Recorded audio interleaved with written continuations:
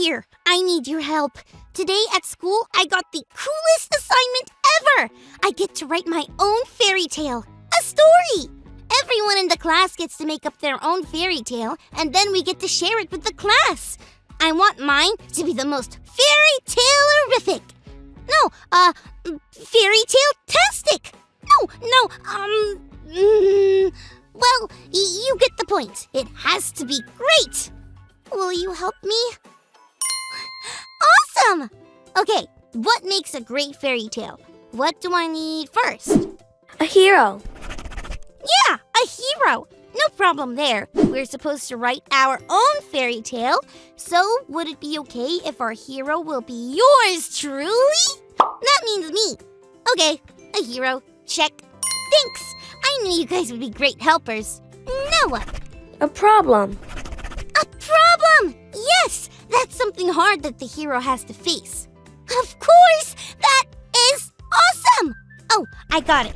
This morning, I had to step over a puddle on my way to school. And it was, well, just a small puddle, but I had to stretch my leg out a bit to get over it. No, a bigger problem. Yeah, you're right. That's not a big enough problem at all. I got it.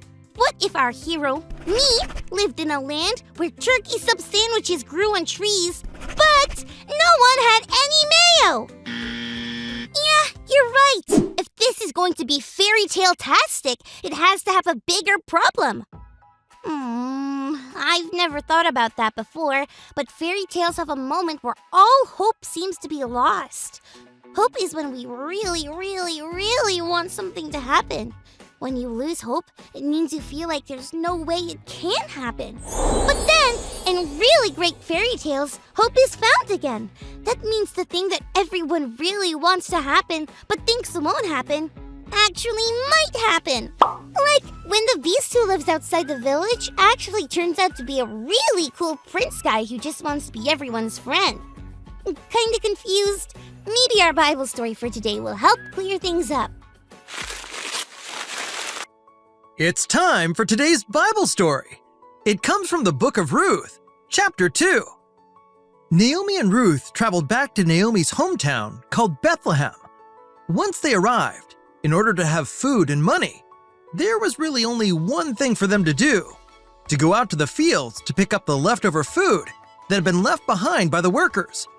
Ruth chose to do this because she was younger. As you can imagine, this wasn't the best job. As you can also imagine, the other people who worked in the field didn't leave a lot behind. So, things for Naomi and Ruth seemed pretty hopeless. It was hard to imagine anything good happening for them. But then, it just so happened that the field where Ruth was working was owned by a man named Boaz. And Boaz just so happened to be related to Naomi.